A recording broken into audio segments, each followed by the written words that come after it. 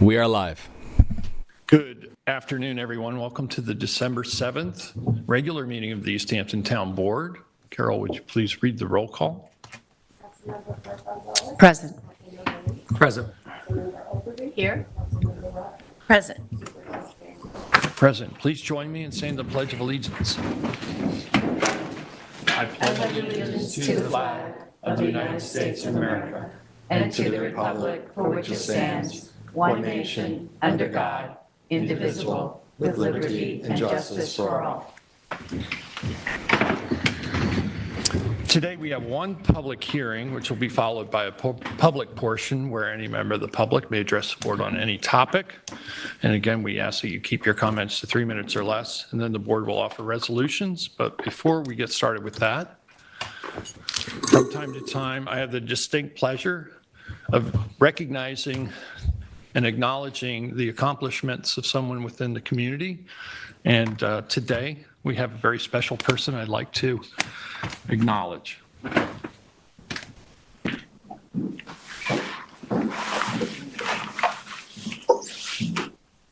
Francisco, would you please come join me at the podium here?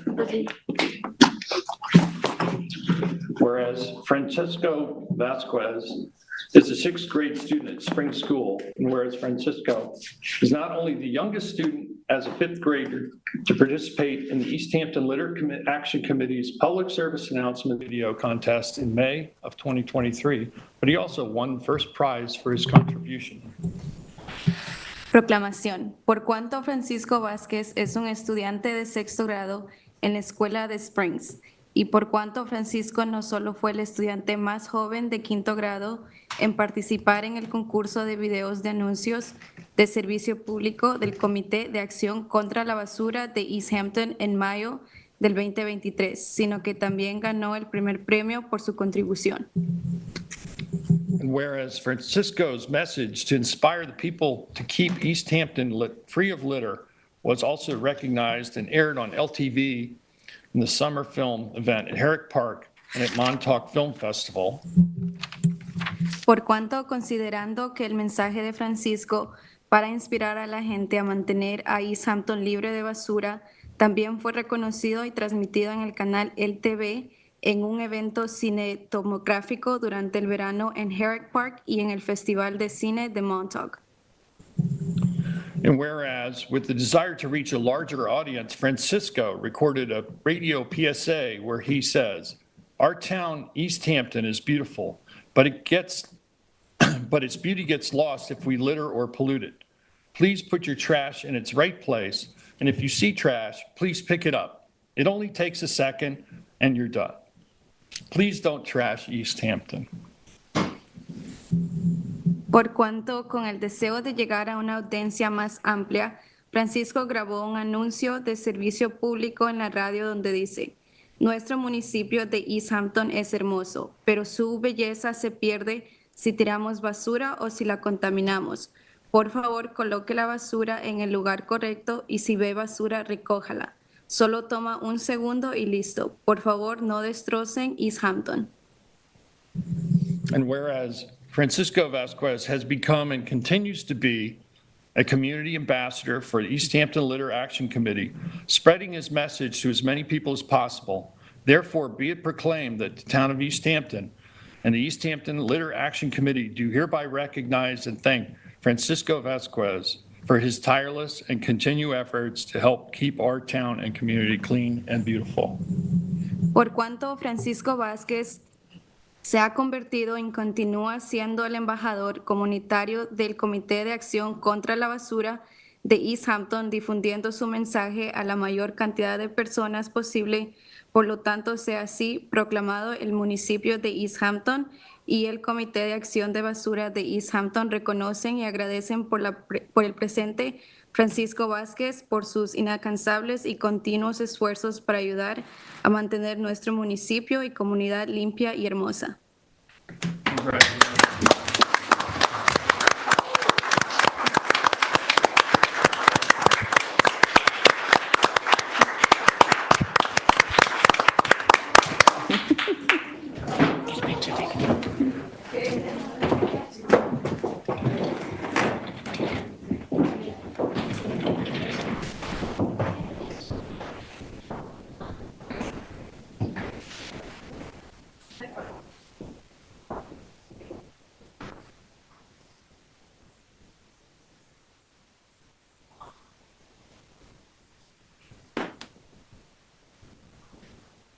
And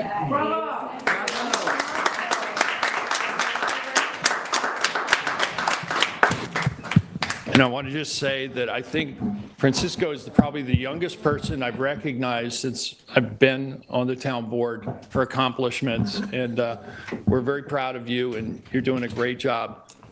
Thank you. Hello, everybody. I want to thank God for making this all happen. And I want to thank my teachers and Mrs. Dunham that invited me to the East Hampton Leader Action Committee, which I won. And thank you for Mrs. Christine, who helped me to carry me to there. And she helped me with almost everything to done this. And I want to thank my family too to help me. And I want to thank everyone who is here right now. Thank you. Thank you. Future leader in East Hampton. Yes. Thank you so much, Francisco, for all you do. Yes, thank you. Congratulations.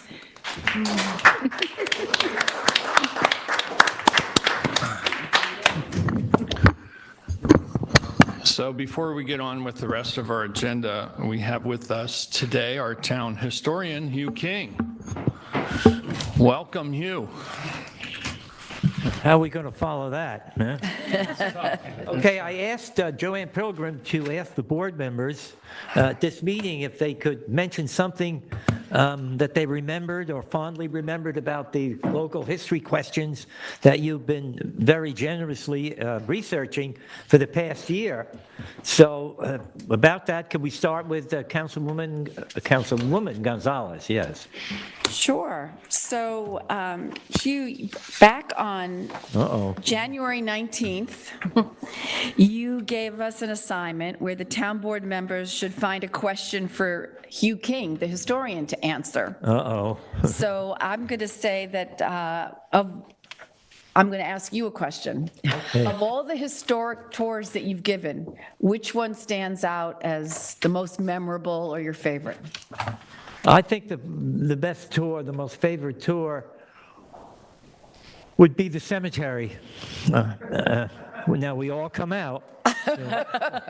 It's especially the cemetery down in Green River. Now the most famous cemetery is the one down by the pond in East Hampton, but the Green River Cemetery has a combination of famous artists, writers, painters, etc., and then it has Bonikers in the cemetery. And the great Helen Harrison and I do a tour of that cemetery once a year.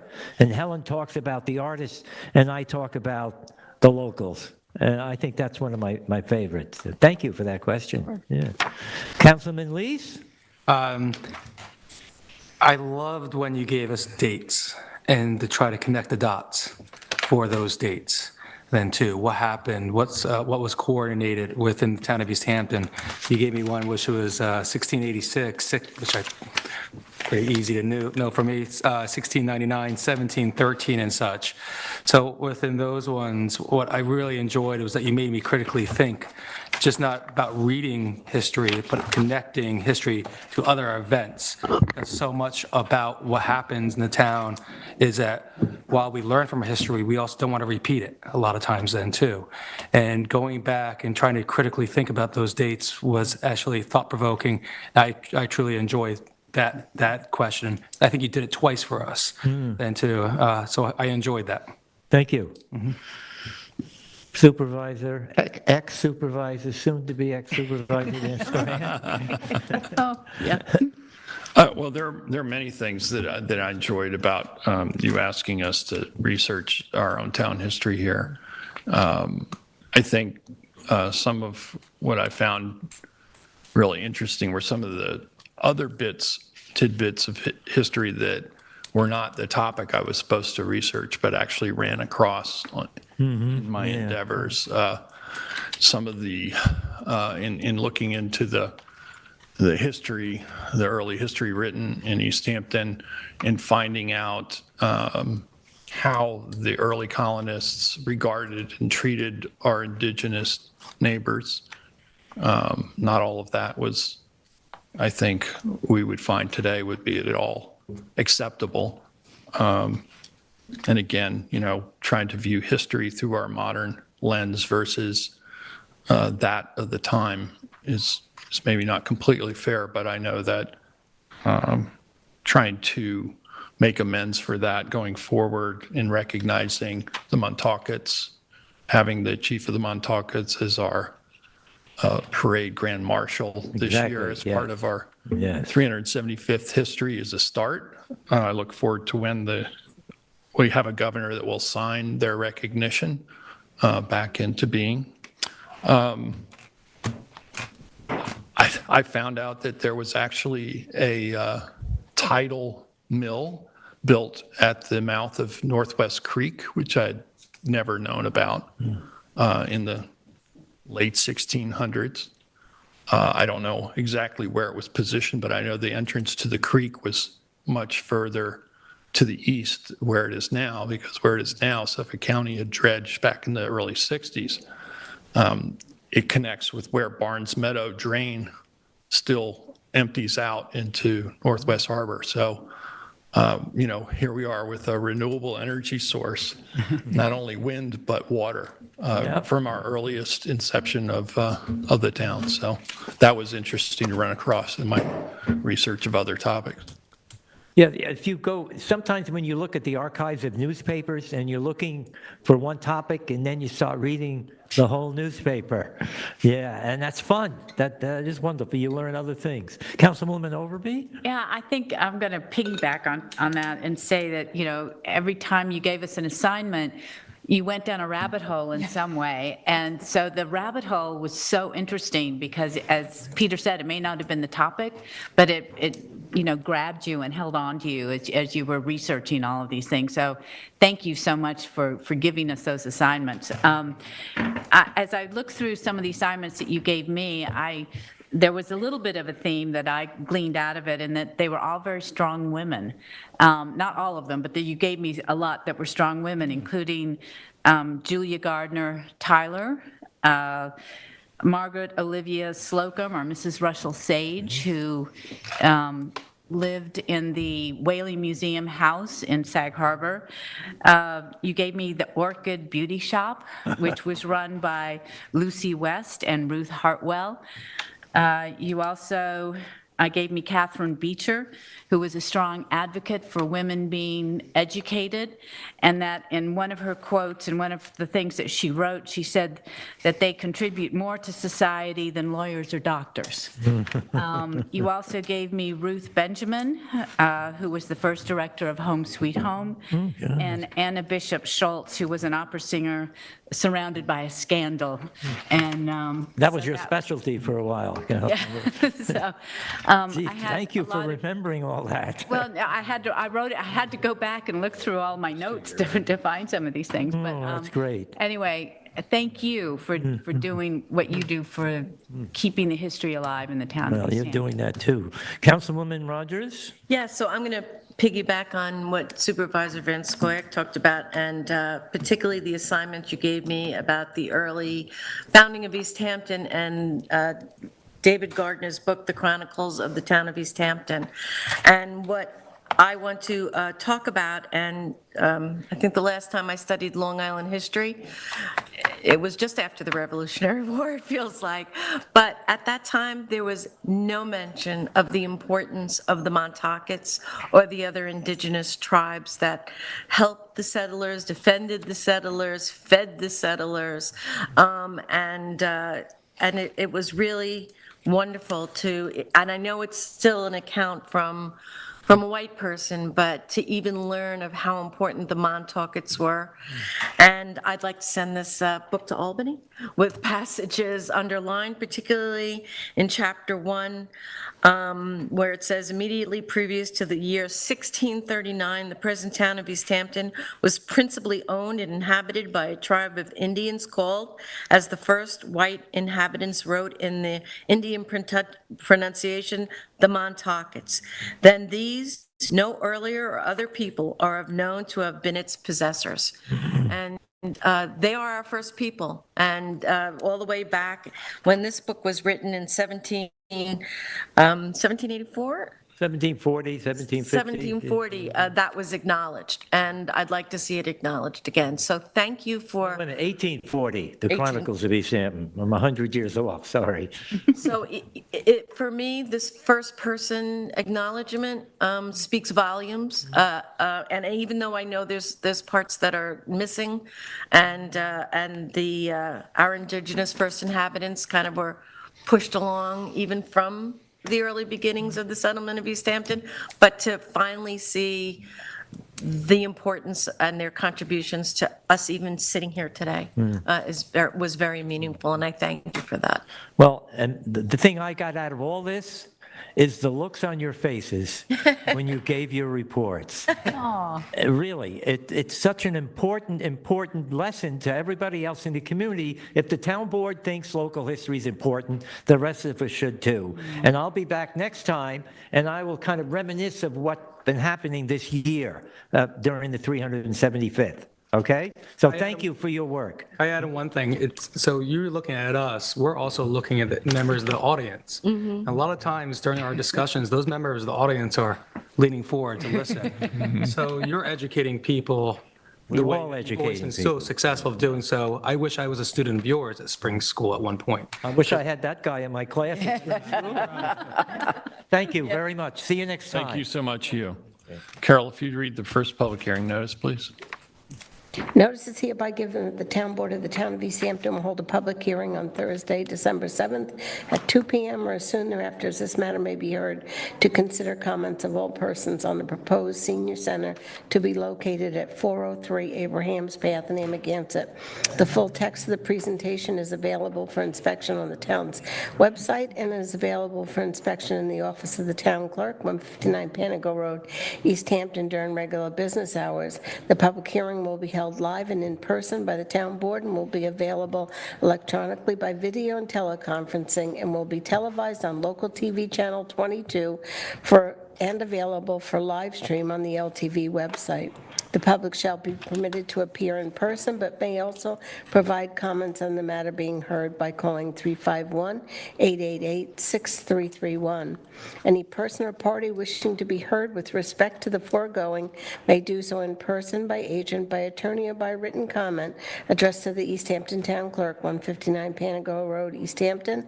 Comments may also be submitted to the town clerk by email to cbrennan@ehamptonny.gov. All comments must be received by the town clerk by the date and time of the public hearing. Please check the meeting agenda posted on the town's website for any changes and for updated information. Thank you, Carol. Is there anyone here who wishes to address the board on this topic? Jane?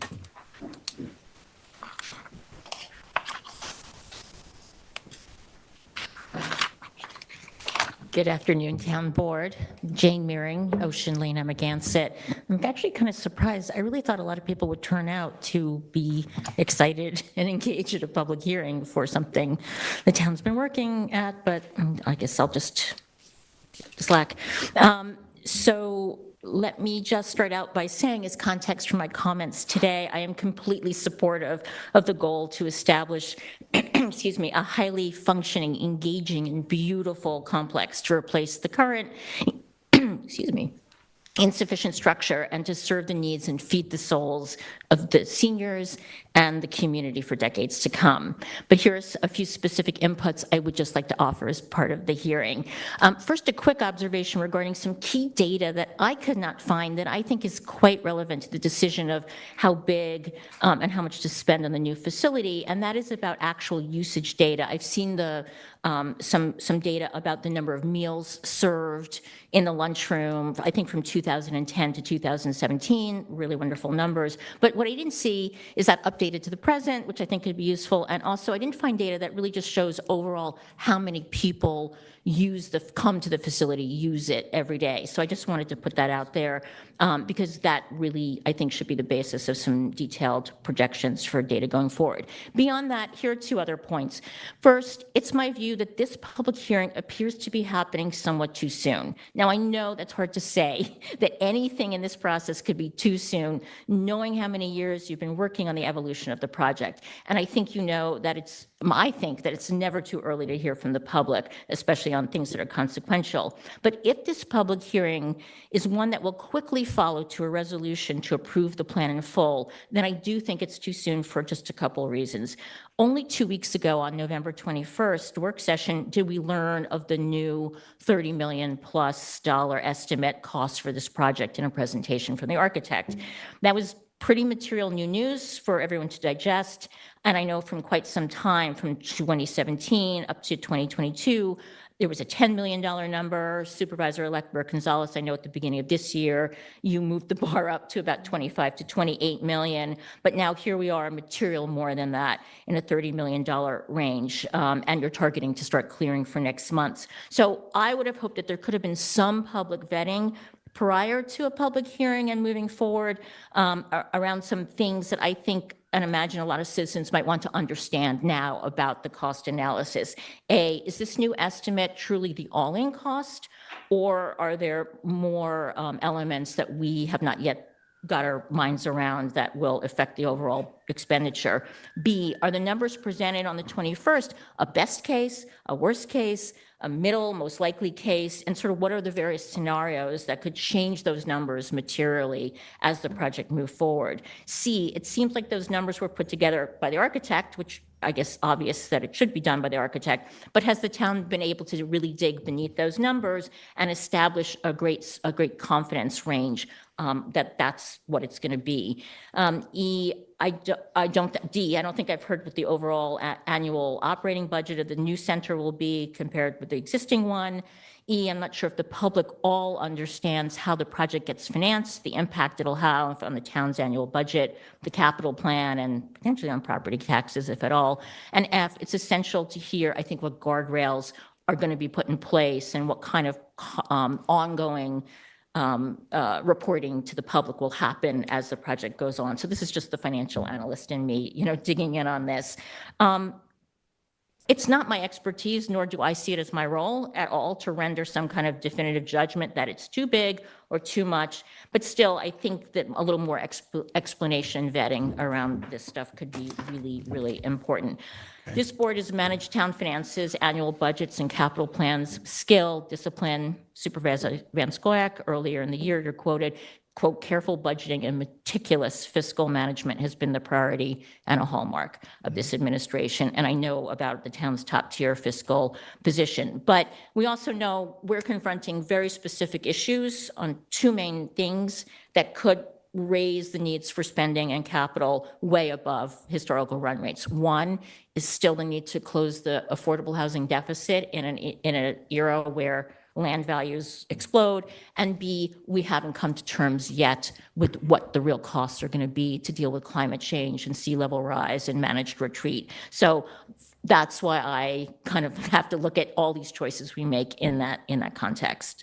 That's that. One more quick thing, I know I've gone over. I believe, I don't know the law exactly, but I do believe town boards for municipal projects are allowed to sort of not go through full review, site plan review and vetting of boards, planning board and ARB. And I know the planning board had a preliminary presentation about the senior center back in June, but I guess I would like to urge that the board seek the fullest review possible and the wisdom of those boards that would have jurisdiction over similar projects anywhere else. Thanks, Jane. I'm just going to make two quick comments addressing some of your concerns. Thank you. One is that we don't really know the actual cost of any town project until it goes out to bid. Then we get an idea. Right. That we have this is all part of that process. We get an estimate. Sometimes the numbers come back higher than we think. Sometimes they come on target. Occasionally, very occasionally lately, due to inflation, they come in lower than we expect. But we have to, go through that process. That's the same process we go through with every municipal project. The other thing that I was going to address, I mean, you talked about, you know, the timing and whatnot. And as you said, you know, we've been at this for quite some time. This is an evolving project, and we want to keep it on track because it's taken us 8+ years to get to this point. And, you know, we're not going to shortcut any of the review. With regard to the planning department and planning board, we want to have them weigh in, but the decision-making process is the town boards alone on that. So we'll go through the review. We'll take their recommendations certainly into consideration. Thank you. Thank you. Good luck with it all. Is there anyone else who wishes to address the board on this topic? Mr. Bragman?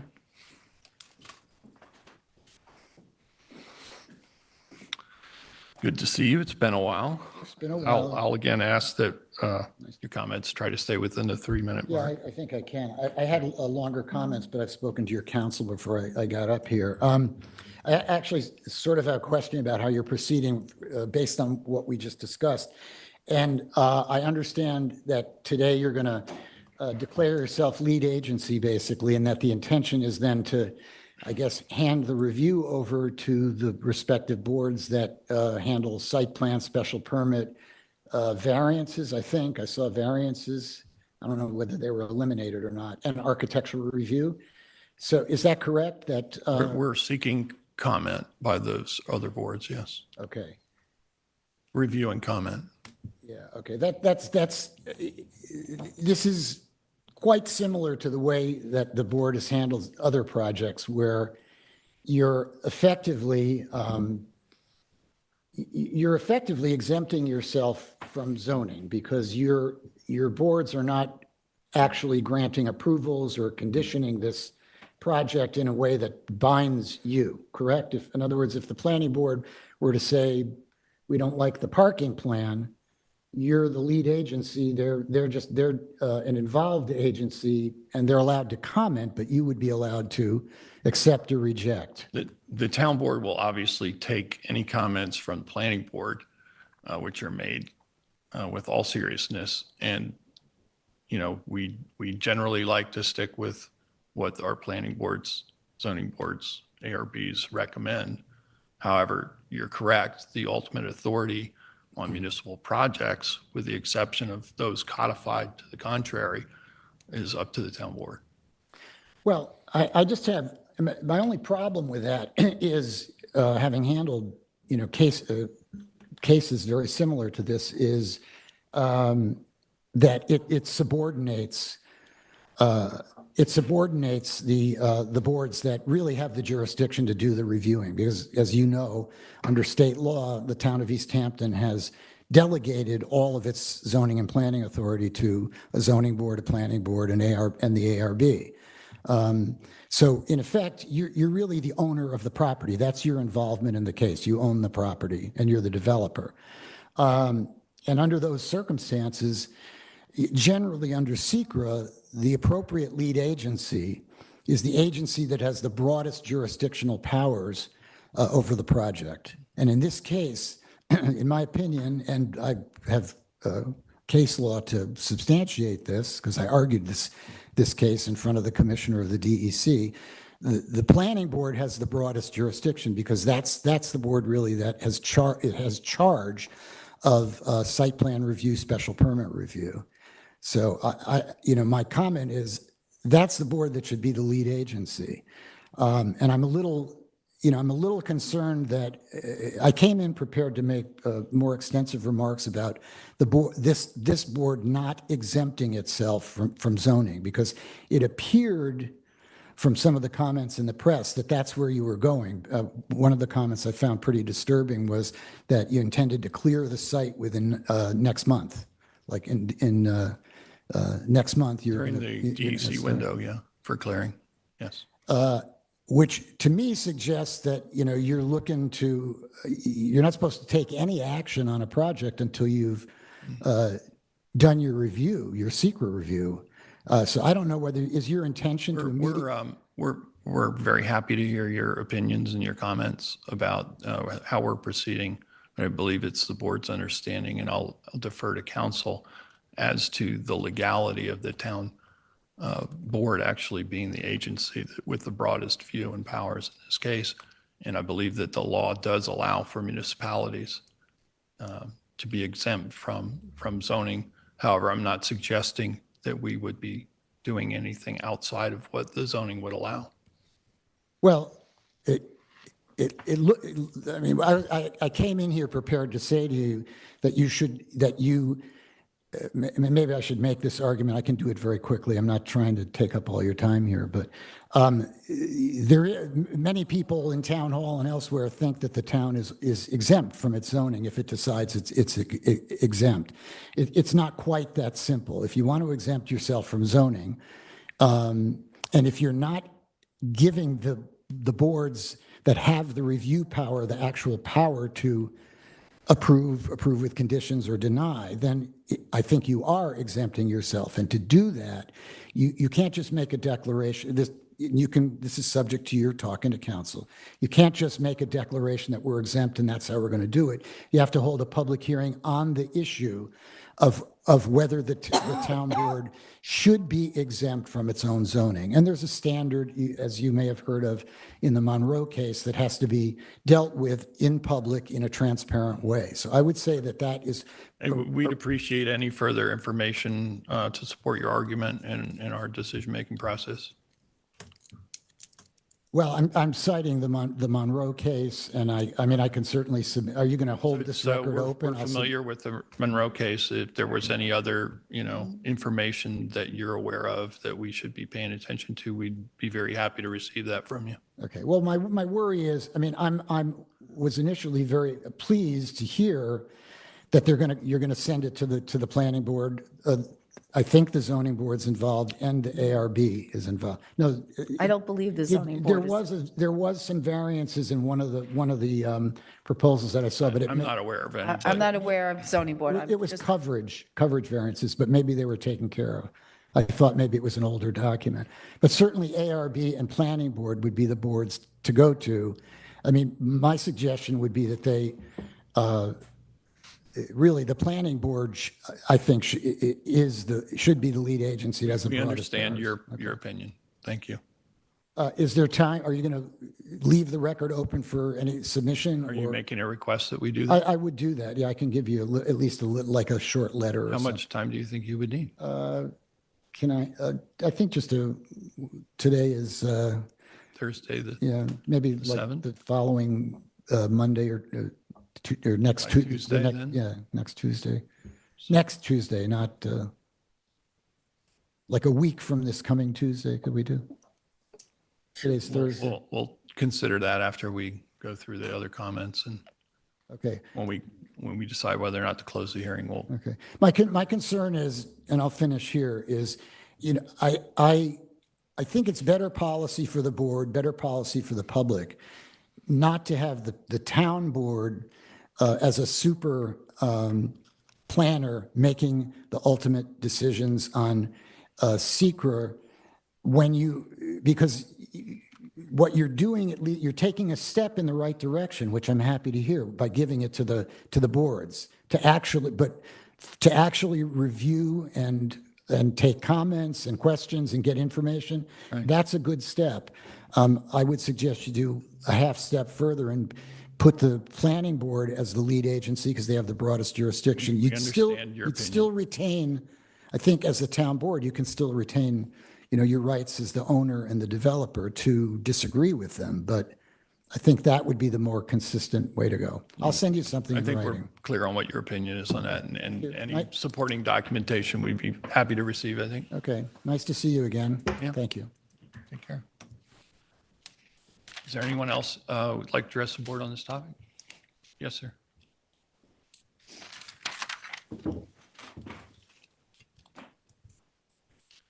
Good afternoon, John Armentano. I'm an attorney with Farrell Fritz. As you're aware, we've been retained as seeker counsel for this application. I think just to add some color and some insight to what was being said by Mr. Bregman, the purpose of today's hearing is to begin the seeker process. This is a public hearing. It can be continued. The board has declared itself to be lead agency. or it may, I mean, that's part of what may be part of this resolution. It can declare itself to be lead agency. This is an unlisted action, which does not require a coordinated review. The materials have been sent to the Suffolk County Planning Commission. They have given a local determination. We're here to take public comment on the application. As was referenced in the EAF, this is going to be referred to the relevant agencies that have approval authority as we go forward. This board is just acting in the secret process, and is beginning that process today, and it will ultimately make a determination, negative deck, positive deck, but that's part of what this process is, and that'll be done by your technical staff at the planning department. So this is not, we're not holding a Monroe hearing as was being referenced. None of that is being done in this situation. So I want to clarify that for the record. And thank you for the opportunity. Thank you, Thank you, John. John. Do we have any callers on the line, Jason? We have no callers on the line, and I called in with my phone even and listened. So yeah, we have nothing. I'll entertain a motion. Make a motion to close. We'll leave the written record open until next Thursday, December 14th. Second. All in favor? Aye. Aye, that's carried. That concludes the public hearings for today. We have a public portion where any member of the public may address the board on any topic. Again, we ask that you try to keep your comments 3 minutes or less. Is there anyone who wishes to address the board? Do we have any callers? We currently have no callers on the line, but I'd say just wait a second or two because people there's a delay on the broadcast. That's about it.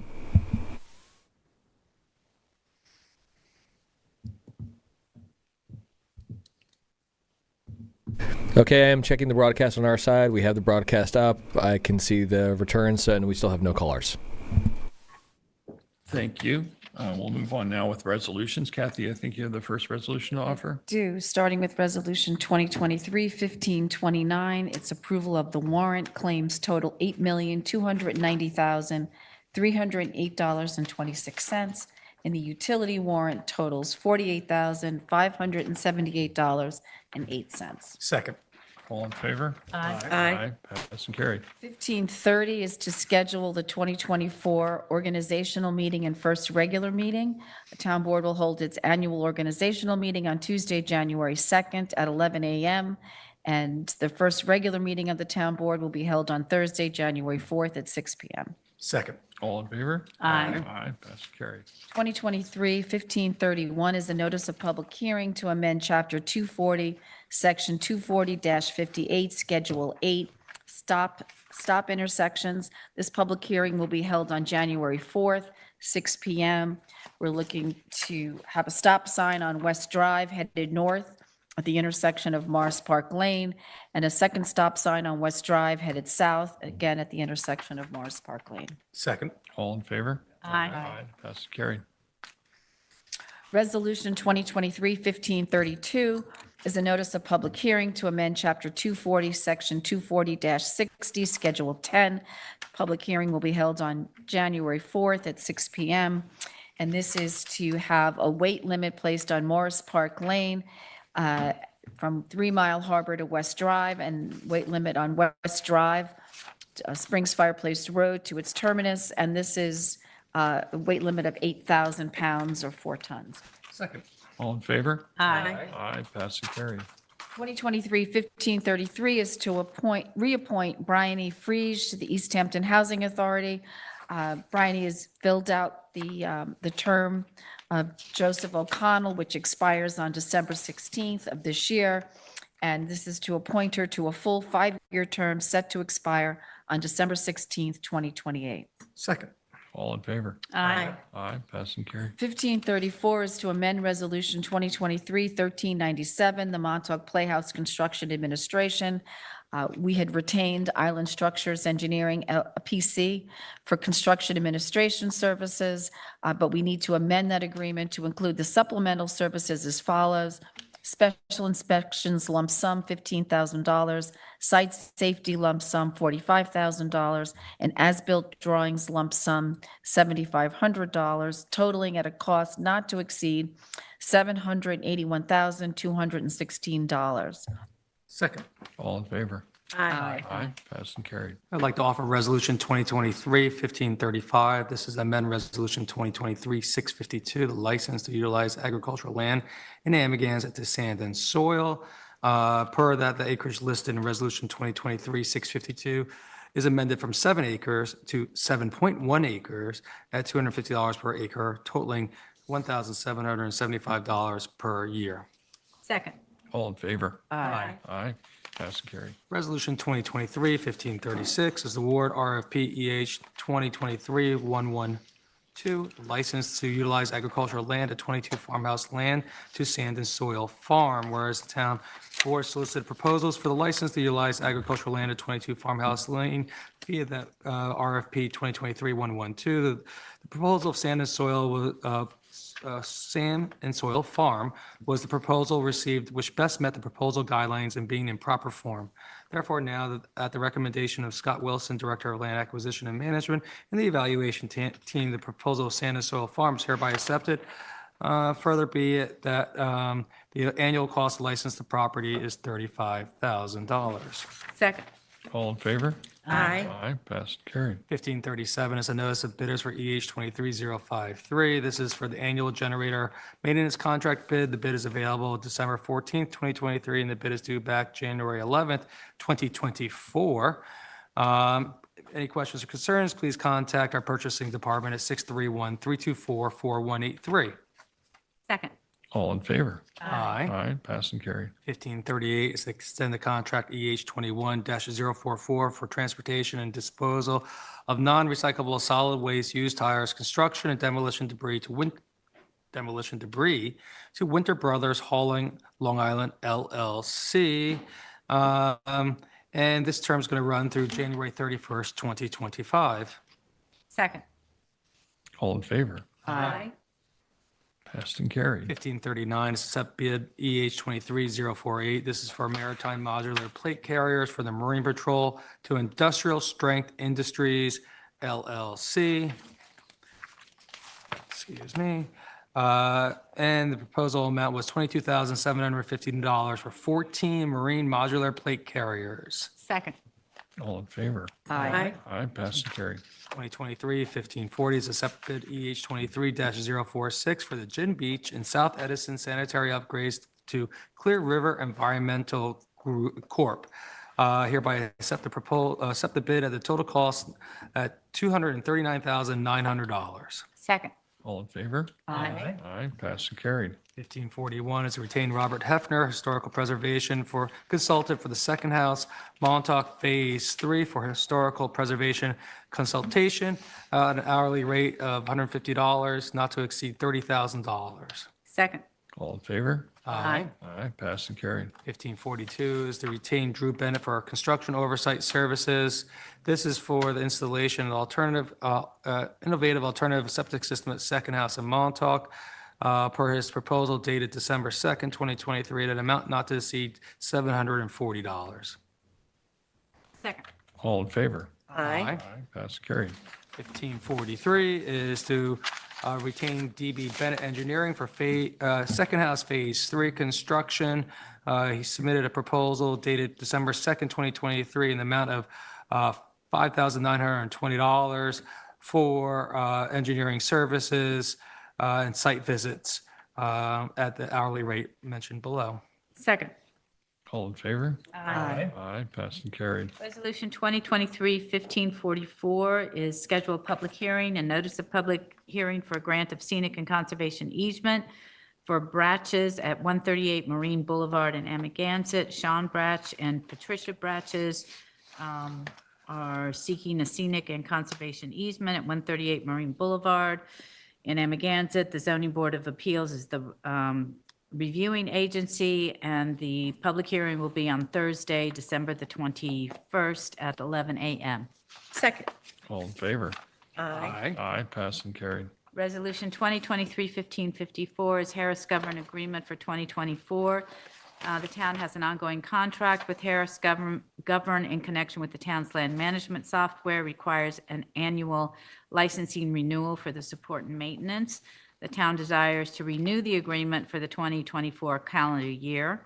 And therefore, the town's land management software for calendar year 2024 will be taken from an A fund in the amount of $111,658, and from the B fund in the amount of $27,914, with a silver support package for a total of $139,572. Second. All in favor? Aye. Aye. Pass and carried. Resolution 2023-1546 is release security for urban renewal parcel 50 in SP 4-1. The request has been made that the town board return the security posted for the road work that is on that parcel, and that is Suffolk County Tax Map Number 300-77-6-14.000, and the performance bond is for $22,500. Second. All in favor? Aye. Pass and carried. Resolution 2023-1547 is a budget modification in the sanitation department.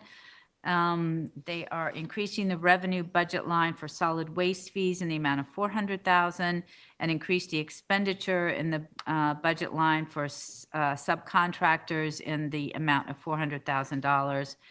And from New York State Retirement in the amount of $30,000, moving it to subcontractors' costs in the same amount, $30,000. Second. All in favor?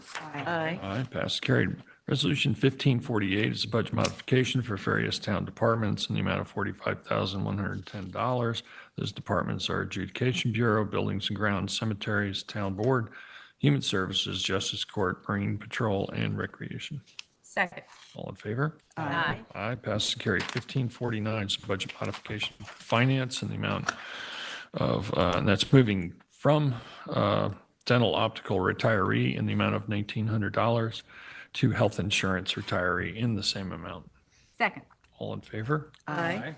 Aye. Pass and carried. 1550 is to have a budget modification for the airport, and this is to increase the budget line for appropriated unreserved fund balance in the amount of $150,000 and increase the outside professional line in the same amount.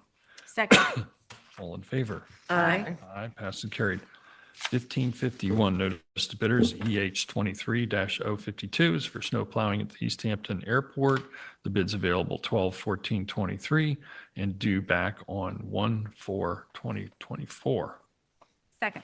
All in favor? Aye. Aye. Passed and carried. Resolution 1552 is for reimbursement for Sergeant Wayne Mata. And this is in the amount of $81.30. And that is for evidence sealer of various items. Second. All in favor? Aye. Passed and carried. 1553 is to authorize an employee reimbursement. This is for Personnel Officer Kathleen Rude to reimburse costs for Suffolk County Court transcripts pertaining to a personnel matter in the amount of $475. Second. All in favor? Aye. Aye. Passed and carried. Resolution 1554 is a fingerprinting reimbursement for Betsy Bono in the amount of $88.50. Second. All in favor? Aye. Aye. Passed and carried. 1555 is a notary renewal, Detective Anderson Jr. in the amount of $60. Second. All in favor? Aye. Passed and carried. 1556, Age Promised Land Fire Protection District for 2024. And that's to provide such services in 12-month period. The Amagansett Fire District shall be paid the sum of $590,849.09 for 2024, payable before March 1st, 2024. Second. All in favor? Aye. Aye. Passed and carried. I have Resolution 2023-1557. It's approval of a special event permit for the East Hampton Historic Farm Museum, Christmas at the Farm, Thursday, December 14th, from 4 to 6 p.m. I have it on good authority that Santa may show up. Ooh. Second. Second? Second. I'm so excited, I almost forgot to No. say it. I was like, wow. I was rereading my list.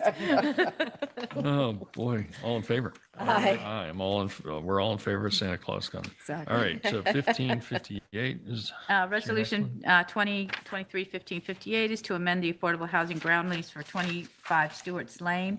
The town is the owner of the certain real property located at 25 Stewart's Lane, East Hampton, which property is identified with a particular tax map number. Property is improved land and is included in the town's affordable housing program. The town entered into a lease agreement to lease the underlying land to Kathleen M. Mott and John Michael Daniels Jr. on July 27th, 2006, and both parties wish to amend the existing lease, removing John Michael Daniels Jr. from the lease agreement, leaving Kathleen M. Mott as the sole lessee of the subject premises for the town. And now therefore be it resolved that the supervisor is hereby authorized and directed to execute the amendment to the lease agreement to the underlying property. Second. all in favor? Aye. Aye, pass and carry. Resolution 1559 is provisional appointment to Community Development Program Analyst. The Suffolk County Department of Human Resources, Personnel and Civil Services given an examination for the title of Community Development Program Analyst, and the town of East Hampton has requested and canvassed the list of eligibles and has received less than 3 willing acceptors. The town of East Hampton has requested and received permission to fill the position of Community Development Program Analyst on a provisional basis. In accordance with the CSEA contract, the position has been posted from November 21st through December 6th, and Joanne Pilgrim meets the required qualifications for the position, and therefore it be resolved that Joanne Pilgrim be and is hereby appointed on a provisional basis to the full-time position of Community Development Program Analyst at the hourly rate of $43.93, grade 34, step 5, which is $91,380.02 for a 40-hour, calculated as a 40-hour work week, paid biweekly. Second. All in favor? Aye. Aye. Aye, passed and carried. Any other resolutions or matters to bring before the board? Do we have an exec today or no? I don't believe we do. All right, I'll entertain a motion to close. Motion to close? Second. All in favor? Aye. Aye, passed